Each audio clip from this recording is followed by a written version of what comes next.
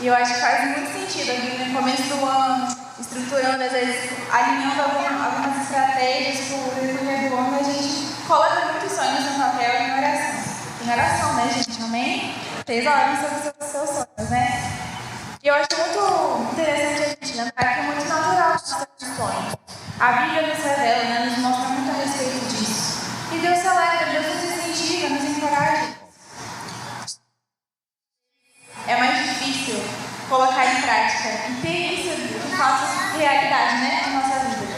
Eu gosto de pensar que é muito mais complexo do que só comigo nunca dá certo. Eu queria começar a trazer um exemplo daquilo que o Senhor me ensinou no coração, que para mim faz muito sentido. Quem já foi, eu espero, que vocês consumam frutas, amém? Saúde ou com a solução que estava nos corações perdidos.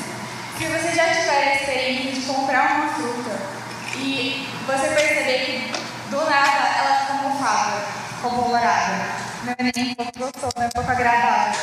E já perceberam que geralmente é uma parte que fica peluda, meio verde, nada apetitoso, mas a outra parte tá ok, tá tranquila. Você fala, olha, se eu cortar esse pedaço, eu acho que dá pra pegar. Mas eu não sei se vocês sabem, eu espero que sim, que só aquela parte não é a única parte que é infectada. Toda a fruta já está contaminada e ela tem que ser descartada, não tem como recuperar. Talvez aquela parte que está à mostra, que ela não está saudável. Mas não tem como. Você pegar um pedaço da outra ponta, no laboratório, e ver aquilo, já está toda contaminada, não tem como usar. E muitas vezes a gente tem essa perspectiva quando pensamos em relação ao pecado. Hoje nós temos alguns pontos que às vezes aparecem mais, que as coisas não dão certo. Mas na verdade a gente vive um mundo caído e todo ele está em crise. Então a gente consegue encontrar crises no financeiro, no ambiente, na ciência, a gente consegue encontrar crises no emocional, no psicológico, no conjugal, nos relacionamentos em geral, tudo está bagunçado, porque o pecado nos custou muito mais do que o Éden. O pecado ele apodreceu tudo. E é difícil a gente ficar, não, se eu fizer 1 mais 1 vai dar 2. Não dá. Deus nos criou para algo perfeito e bom, mas o pecado ele consegue colocar bloqueios no caminho, porque a gente vive muito caído.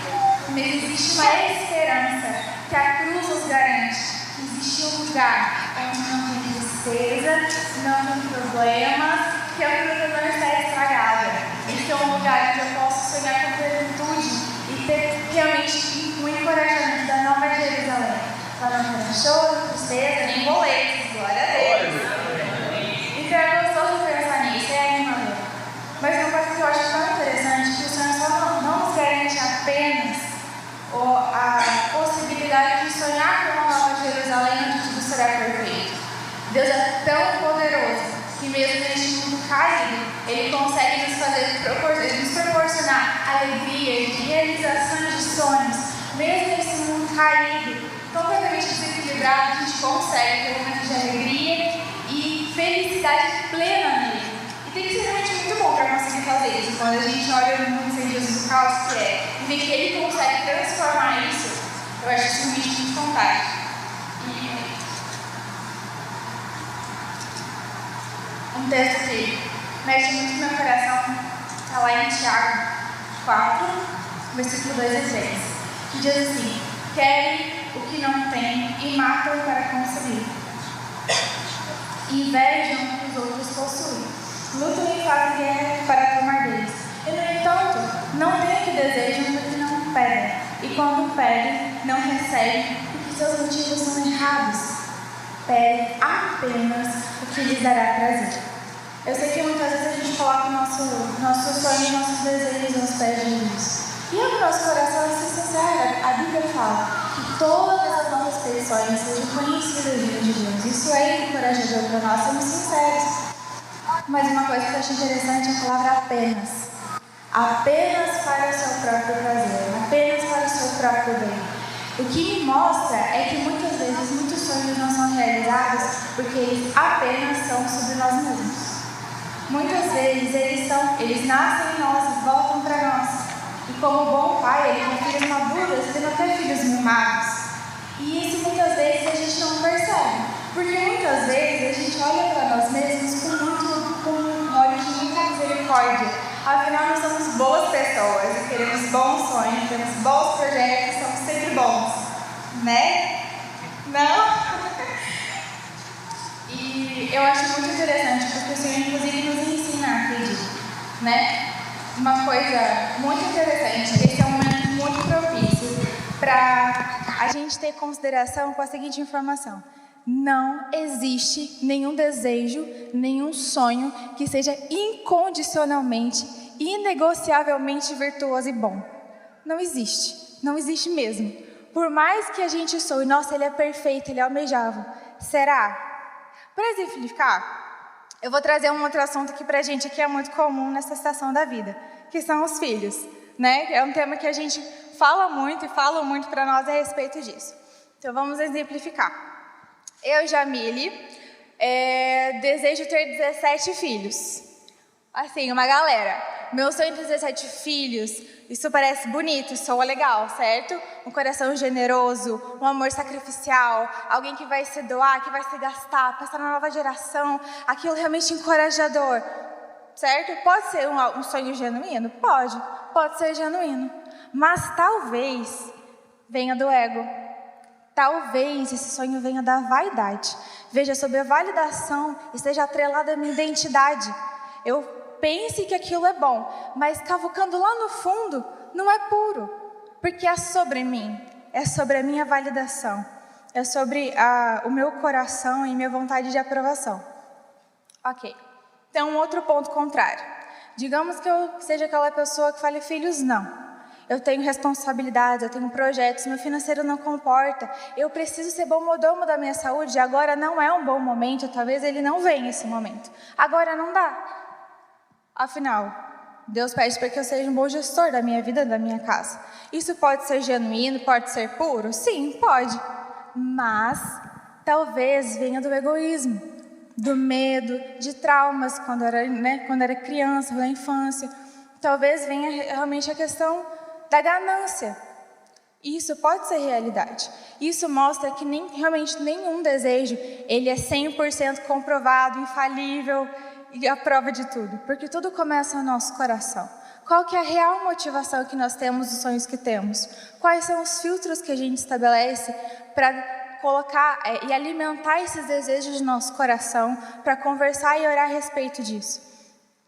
O convite que eu faço, e eu faço isso em casa com o meu marido, é orar a respeito de Salmo 139, no versículo 23 e 24, que fala assim: sonda-me, ó Deus, e conhece meu coração. Prova-me e conhece as minhas inquietações. Vê se em mim alguma conduta ou algo que faço que te ofende e me dirige pelo caminho eterno. Eu acho muito interessante que quando esse salmo é escrito, ele fala: prove em mim se alguma coisa te ofende, algo te magoa. Se há algo em mim lá dentro que eu não estou vendo, mas o Senhor vê, que não está de acordo com o seu coração, não está de acordo com o seu caráter. Porque o Senhor consegue acessar a nossa real motivação. Os nossos olhos, muitas vezes, eles são embaçados e a gente não consegue ver com clareza, nem nosso, nem do outro. Mas o Senhor é aquele que consegue acessar lá dentro e ter a real noção e nos trazer isso à clareza. Mas se engana quem tem medo dessa revelação do próprio coração. Porque Deus é um bom Pai. E Ele vai querer mostrar, não para que a gente se sinta humilhado, para que a gente se sinta mal, para que a gente fique no chão, mas para que aquilo vire cura. Vire não uma ferida, mas uma cicatriz. Assim como se eu estou com meu braço sangrando, eu não vou para o médico, escondo ele e falo, tá tudo bem, não preciso de nada. Então, para Deus, eu preciso mostrar as minhas vulnerabilidades, para que Ele acesse meu coração e que Ele conserte o que há de errado em mim, para que eu possa realmente desfrutar de coisas maiores. Deus, de forma alguma, vai querer que a gente simplesmente fique triste ou humilhado e exponha as nossas vergonhas para que todo mundo fique, nos coloque em lugar de constrangimento. E uma frase que a gente fala muito lá em casa e comenta muito lá na célula, que Deus tem mais interesse no nosso coração do que no nosso conforto. E essa é uma frase muito difícil de dizer e de viver ela ainda é bem mais difícil. E ela me faz lembrar de Abraão quando ele entrega Isaac. Porque é tudo sobre o nosso coração. Eu fico pensando, Deus, na sua soberania, Ele podia pegar Isaac e falar, vamos fazer um teste. Mas Ele convida Abraão, você está disposto a entregar? A me devolver? Porque afinal de contas, dele, por ele, para ele são todas as coisas. E essa é uma das ferramentas que eu faço quando eu avalio meu coração e tento ver qual que é a proporção que esse sonho tem dentro de mim. Qual que é o nível que eu tenho dedicado a ele, como ele realmente é inegociável. E se o Senhor me pedir?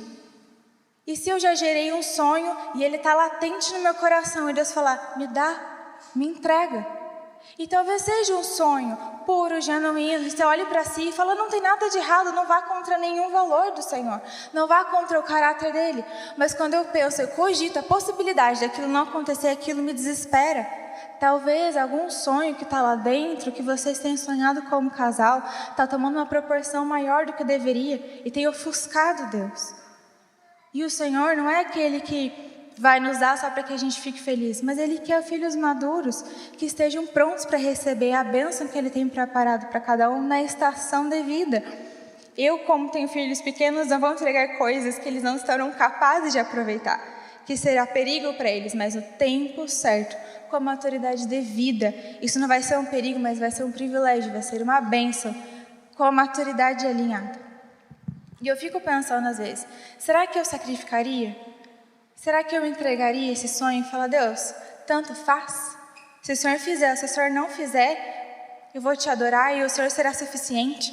Se o Senhor me dizer não, se o Senhor me falar espera, se o Senhor me falar, acho que talvez nunca isso aconteça, isso vai queimar a imagem que eu tenho de Deus, Ele será insuficiente, Ele ainda continuará sendo um bom Pai.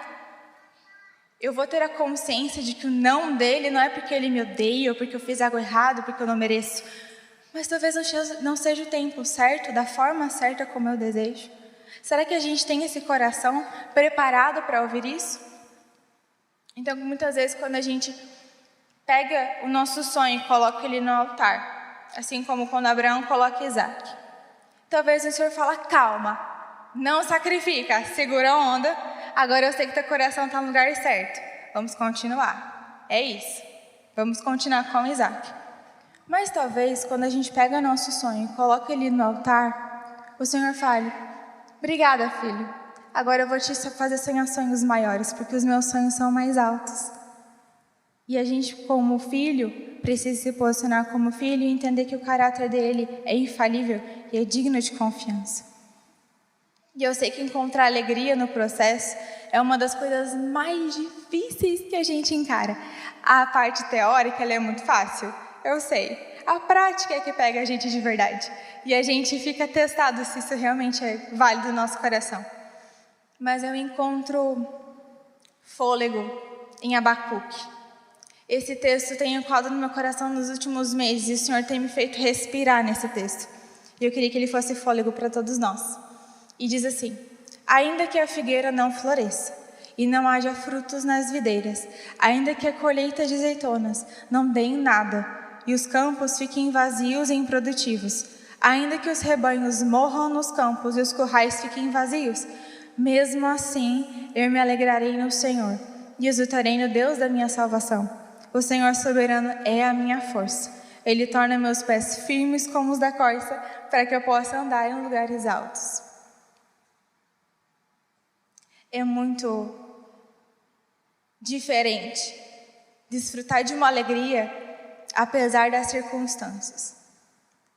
Eu não sei quantos passaram por um processo difícil e você olha que o caos está em todos os lados, mas dentro tem uma paz, uma alegria que nada explica, não condiz com a situação, não condiz com a frustração que você poderia encontrar, mas em Deus é um acesso tão puro, de que apesar de qualquer coisa, eu tenho alegria, porque Ele me sustenta, Ele é a minha alegria. E quando ele fala, mesmo assim me alegrarei, eu sei, eu estou vendo a tempestade, ela não parou, mas eu consigo andar sobre as águas porque eu estou com os olhos fixos em Jesus. Muitas vezes a tempestade, o processo, ele não vai ser encurtado ou ignorado, ou ele não vai acalmar o mar. Às vezes o processo é no meio da tempestade mesmo, no meio do processo, da jornada. E ali o Senhor nos fará desfrutar. E é ali que eu percebo que se o Senhor me conduzir a pastos verdejantes, ou se Ele me conduzir pelo vale da sombra da morte, eu vou. E eu vou segura, porque eu sei que Ele está comigo. Não importa o processo, importa que meus olhos continuem fixos nele. E se os meus olhos continuam fixos nele, não importa o processo. Eu sei que o casamento abre muitas portas para muitos sonhos e escancara muitos desafios. Mas eu tenho aprendido que, se temos Cristo, temos tudo o que precisamos. Mas se não temos, nada será suficiente. Nada. E agora eu vou deixar a deixa para o meu cavaleiro de armadura brilhante entrar e terminar a mensagem.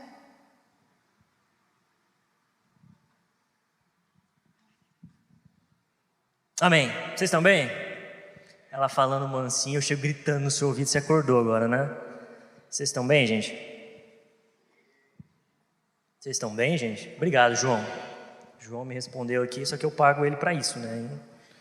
Não ajuda muito. Mas vamos continuar aqui, conversando sobre sonhos. Quem aqui tem sonhos como casal? Quem não levantou a mão já tem o que conversar em casa, já, né? Todos nós temos sonhos, e o que a Jamile falou aqui é o primeiro passo e o mais importante para qualquer sonho que a gente queira começar a sonhar, que é examinar a real motivação do porquê a gente quer aquilo, a real motivação do porquê a gente acredita que aquilo vai ser bênção para o nosso lar, para a nossa casa, para a nossa família. Esse é o primeiro passo de um crente de verdade, começar a querer sonhar um sonho. E eu não preciso falar disso, né? Pastor Luciano falou os últimos 2 domingos basicamente sobre isso, sobre entregar a nossa vida ao senhorio de Cristo. Isso fala sobre tudo, inclusive sobre aquilo que a gente ainda não viveu, não está vivendo, mas quer começar a viver.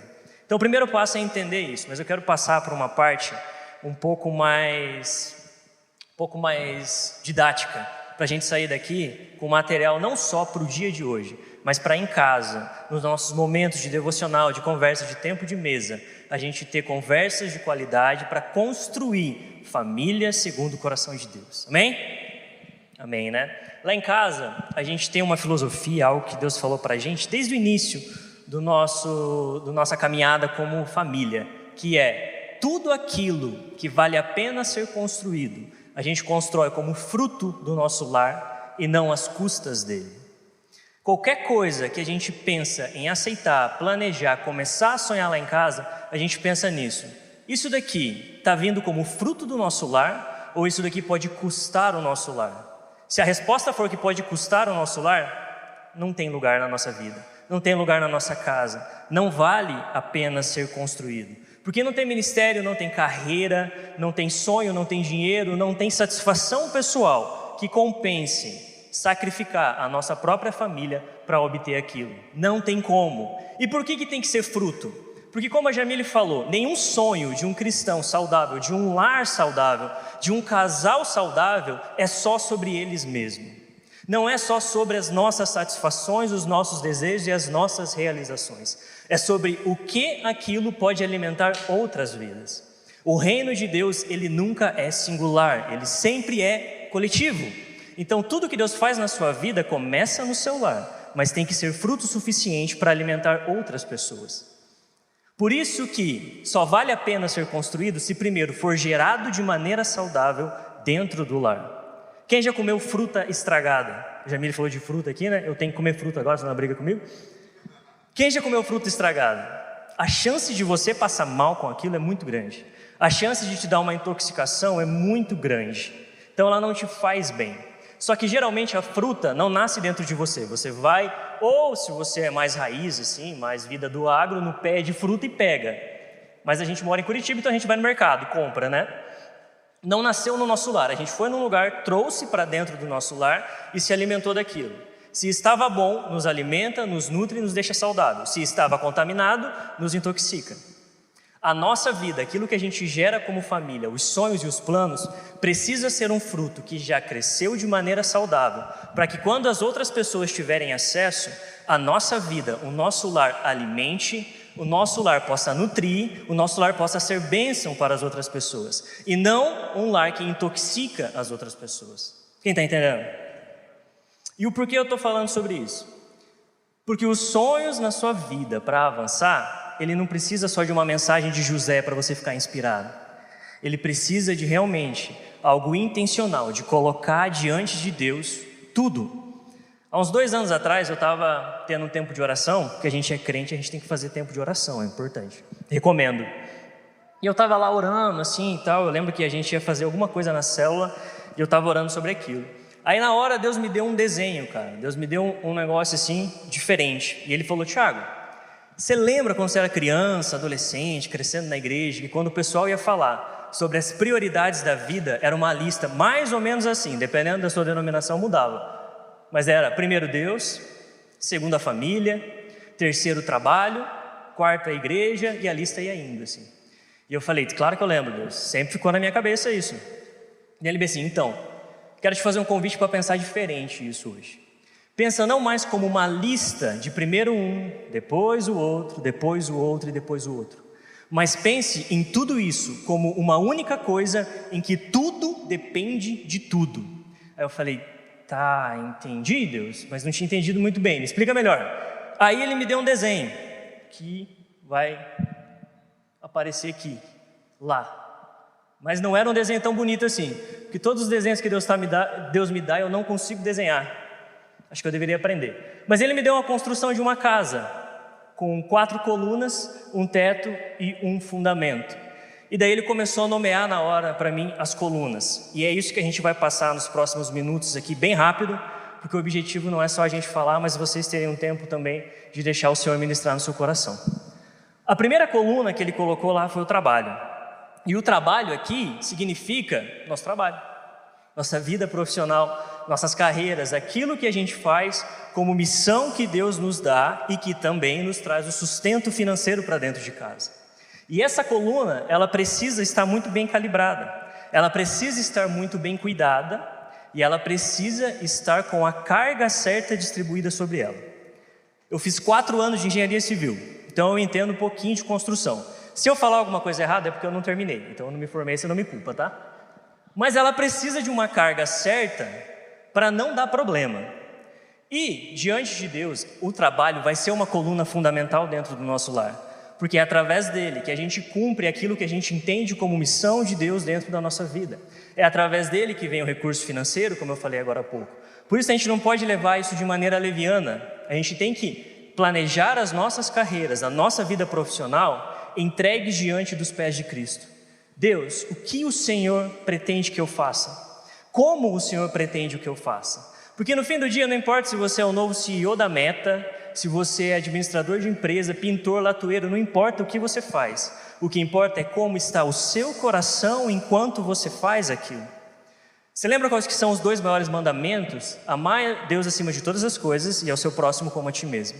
Qual que então é o propósito universal de todo mundo na terra? Amar a Deus acima de todas as coisas e servir pessoas. O trabalho é como a gente serve pessoas. Por isso que não pode ser levado de maneira leviana. E por isso que também não pode ser colocado carga demais sobre ele, porque ele é uma coluna fundamental dentro dessa construção. E se a gente colocar muito peso, essa coluna pode rachar, pode dar problema e comprometer não só uma área da sua vida, mas toda a sua estrutura de casa. E aí a gente avança para a nossa segunda coluna fundamental, que é relacionamentos. É relacionamentos? É relacionamentos. Por que relacionamentos? Porque nenhuma pessoa na terra deveria viver sozinha, e isso todo mundo entende. Mas às vezes a gente, principalmente curitibano, tem essa tendência de que quando casa acha que agora eu achei uma outra pessoa e eu estou completo. Não preciso de mais ninguém na minha vida, porque eu tenho Deus e tenho minha esposa, certo? Errado. Tudo no cristianismo é coletivo e nunca singular. Quando a gente casa com uma outra pessoa, a gente se torna o quê? Uma só carne. Logo a gente agora é singular. E no cristianismo nada é singular. Aquele casal sozinho não é autossuficiente. Ele depende do corpo coletivo de Cristo. Ele depende de outras pessoas, ele depende de outros relacionamentos. Por quê? Porque ele tem frutos para derramar naqueles relacionamentos, mas ele também tem frutos para colher daqueles relacionamentos. O A2 surgiu justamente como um dos principais objetivos de tentar oferecer um campo saudável para isso, para que a gente possa se relacionar com outros casais que estão na mesma fase da vida da gente, que estão sofrendo para tentar pagar as contas do mês, que acabaram de começar o casamento, que está começando a ter os primeiros filhos e ninguém mais dorme, todo mundo tem os mesmos problemas, ou vai ter os mesmos problemas, e isso alimenta, isso faz bem. Essa foi uma das colunas que eu mais negligenciei dentro do meu lar, porque a Jamile falava, eu preciso de pessoas, e eu falava, eu não preciso de ninguém. Por quê? Porque eu tenho preguiça das pessoas, Jamile. Mas daí Deus é muito bondoso, ela foi muito sábia, e Deus foi usando ela para trabalhar o meu coração. E hoje, cara, eu não consigo me ver vivendo sozinho. E para mim dizer isso é uma transformação de natureza. E eu entendo que para muita gente é tipo, cara, já era difícil eu sair da minha vergonha e da timidez para conseguir arranjar uma namorada ou um namorado. E agora que eu casei, vou ter que me expor para novos relacionamentos. Se você quiser viver uma vida onde a coluna dentro do seu lar, fundamental de relacionamentos, é saudável, onde você pode desfrutar do corpo coletivo de Deus, vai precisar se expor a relacionamentos. Ah, mas pessoas são difíceis, você também é. Pessoas são complicadas, nós também somos. Mas existe algo de Deus nisso que só é revelado nesse lugar. Existe algo de Deus na mesa da comunhão que é só a mesa da comunhão que pode oferecer para a gente. Quem está entendendo? Próxima coluna aqui, para a gente avançar bem rápido, é a coluna de serviço, coluna de servir. Novamente, um lar não vive para si mesmo. Um lar não vive só para si, não é autossuficiente, a gente já entendeu isso. Então, eu preciso do corpo coletivo de Cristo, mas eu preciso também servir sem ter nada em troca. O meu lar não pode ser um lar que acha que tudo é transação comercial. Então, o trabalho, eu vou lá, vendo as minhas horas, faço um trabalho bem feito, acreditando que estou servindo o propósito de Deus, estou servindo pessoas, mas no fim do dia eu trago dinheiro para dentro do meu lar. Relacionamentos, eu saio, eu vou nos aniversários, eu vou na festa, mas eu também trago essas pessoas para dentro do meu lar e tenho também uma recompensa para o meu lar. Mas um lar não pode viver só de transações onde o que eu dou eu ganho de volta. Um lar saudável precisa ter um coração voluntário em servir sem ter nada em troca. Em servir sem esperar ganhar nada em troca. Fazer por quê? Porque eu posso, porque Deus me manda servir pessoas e porque um coração cheio de Cristo serve por amor, não porque tem algo a ganhar de volta. E aqui entra o voluntariado, aqui entra o que eu posso fazer através das minhas habilidades, aqui entra o que eu posso fazer por alguém no qual eu não tenho nenhum retorno garantido. E se a gente não cuidar dessa coluna, a gente se torna um lar egoísta. A gente pode estar cheio de filho dentro de casa, mas egoísta, porque vive só para si mesmo. Porque o que importa é o meu reino, é o meu lar estar bem, é a minha saúde financeira estar bem, é a minha família estar saudável, é a minha família estar feliz.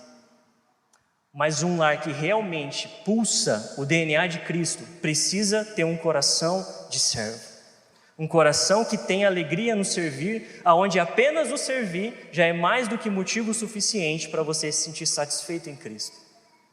E a última coluna é a coluna mais filosófica, que é a coluna contemplação e desfrute. Foi Deus que me deu, se você não gostou, reclama com ele. Quem não contempla, não desfruta. Quem não contempla, não percebe os detalhes de um Deus cotidiano, transformando situações simples em tesouros grandiosos. Quem não contempla, não vê a graça de Deus derramada sobre a terra. Quem não contempla, não tem alegria nos relacionamentos. Quem não contempla, não tem alegria no trabalho. Quem não contempla, não desfruta daquilo que a vida tem para oferecer.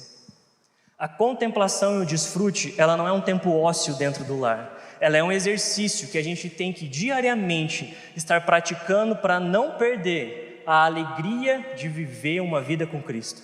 Porque senão a gente vira simplesmente pessoas produtivas. Então eu trabalho, tenho dinheiro, eu me relaciono, tenho pessoas, eu sirvo, me sinto bem.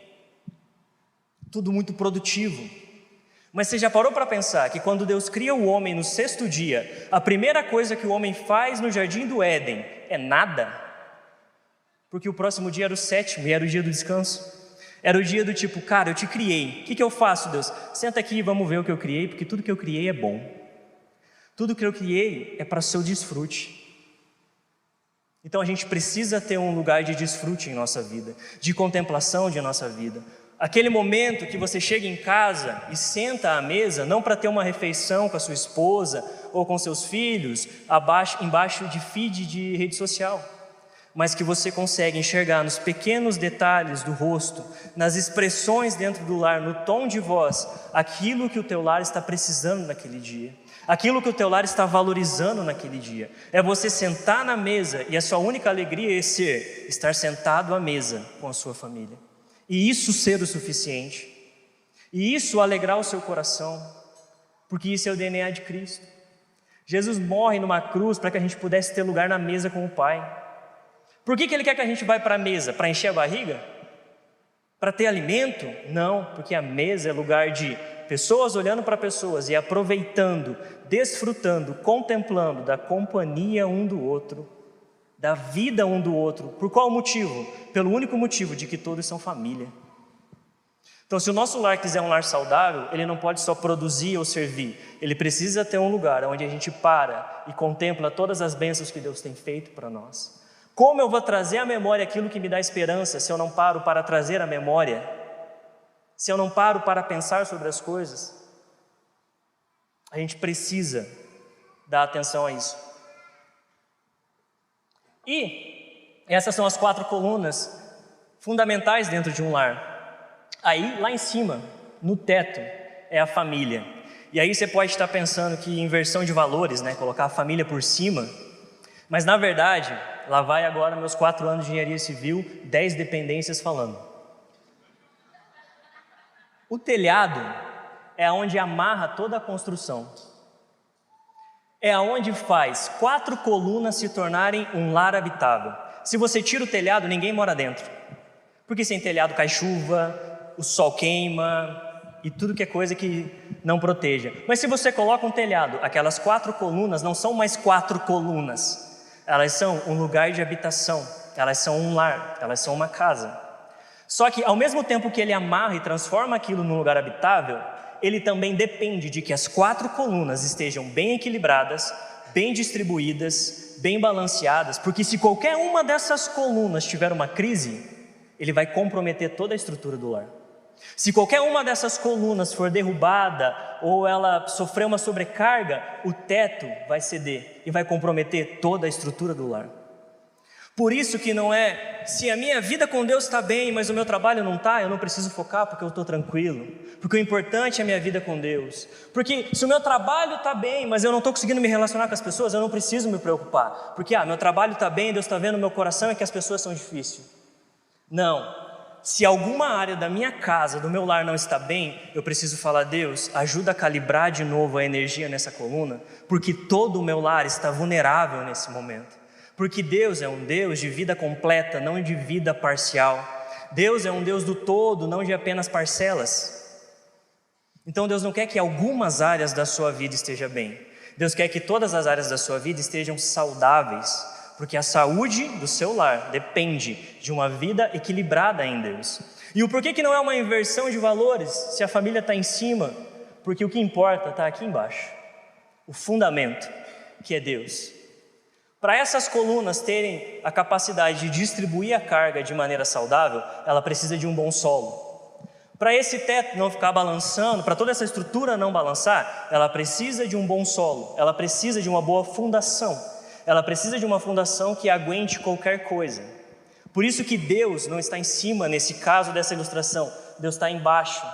Porque Deus é o único firme fundamento, aonde a gente pode construir um lar saudável, equilibrado, seguro e que vive para a honra e glória do Senhor. Porque em Deus é o único lugar aonde eu consigo achar equilíbrio para essas áreas. Porque como a Jamile falou ali agora há pouco, se a gente tira Deus da equação, você vai tentar pôr outra coisa ali.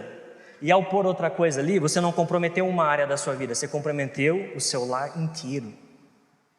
Por isso que Deus fica ali embaixo, por isso que o solo tem que ser bem cuidado, por isso que o solo tem que ser firme.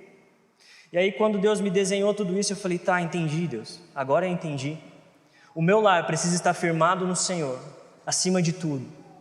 Mas existe a minha responsabilidade de estar levando diante do Senhor o meu coração, os meus sonhos, os meus planos, para que eu não sobrecarregue nenhuma dessas colunas e ao mesmo tempo eu não deixe nenhuma delas expostas ao perigo. Eu preciso ter a responsabilidade de sonhar sonhos que sejam frutos do meu lar e não que custe o meu lar. Sonhar sonhos que sejam frutos da minha vida familiar e não que coloque alguma área da minha família em risco. Essa é a minha responsabilidade em construir um lar fundamentado em Deus. Quem está entendendo? Resumo da ópera: sonhe, sente com a sua família, planeje. Deus te deu um córtex frontal, essa eu vi no YouTube. E é esse negócio que faz você gostar de planejar. É Ele que é o responsável pela sua capacidade de planejar. E quem que fez isso? Deus. Então planeja, senta, sonhe, mas no final não dê nenhum passo sem colocar isso diante de Deus primeiro. E perguntar: Senhor, esse meu plano para o meu trabalho está no seu coração? Vai trazer sobrecarga para minha família ou não? Senhor, os meus relacionamentos têm louvado o Senhor, edificado a minha casa, trazido bons frutos para o meu lar, e eu tenho conseguido frutificar bons frutos nos meus relacionamentos ou não? Senhor, tenho sido muito egoísta, me ajuda a achar oportunidades para servir o seu corpo de maneira cada vez mais sincera e verdadeira. E Senhor, não deixe eu ficar tão ocupado com a vida corrida e estressante de perder os tesouros cotidianos que o Senhor coloca na nossa vida. Me ensine a contemplar como o Senhor contempla. Me ensine, ó Pai, a desfrutar como o Senhor desfruta de tudo aquilo que o Senhor coloca nas nossas vidas. E que o fundamento esteja guardado. E que daí depois Deus possa frutificar o que tiver que frutificar, tirar o que tiver que tirar, porque a vontade de Deus é boa, agradável e perfeita. É boa, agradável e perfeita. É uma vontade que traz alegria e não traz peso. É uma vontade que traz leveza. E é essa vida que a gente quer viver e sonhar e construir como família. Amém? Então construa sonhos enraizados em Deus. E para a gente terminar com um texto aqui, para a gente poder conversar um pouquinho mais, Mateus 7, 24 e 27. Todo aquele, pois, que ouve estas minhas palavras e as pratica, as palavras de Jesus, não as minhas, tá? Será comparado a um homem prudente que construiu a sua casa sobre a rocha, sobre o firme fundamento, sobre o melhor solo possível. Caiu a chuva, transbordaram os rios, sopraram os ventos e bateram com força contra aquela casa, e ela não desabou, porque tinha sido construída sobre a rocha. A gente constrói a nossa vida debaixo do senhorio de Cristo porque é garantia de sucesso e felicidade? Não, porque é garantia de que quando baterem os ventos, os rios transbordarem, as coisas ruins acontecerem e baterem contra essa estrutura de família, baterem contra a estrutura do seu lar, nada vai abalar e derrubar a sua família, porque ela está fundamentada no lugar certo. Então a gente se submete ao senhorio de Cristo, os nossos planos e projetos, não para que eles deem tudo certo e nos deixem felizes, mas porque nós estamos construindo algo que, independente do que aconteça, a minha estrutura de lar está protegida no bom solo, na rocha fundamental que é Cristo. Amém? Agora, eu creio que você está aí com a sua esposa e seu esposo, né? Eu queria que você pegasse agora, olhasse para ele, olhasse para ela, e vocês vão ter agora uma conversa bem honesta e sincera, uma conversa de mesa fora da mesa. Mas que nesse momento, você pudesse olhar para o seu esposo e fazer essa pergunta, olhar para a sua esposa e fazer essa pergunta: o que ou qual é o maior desafio que você acha que a gente tem enfrentado na hora de sonhar?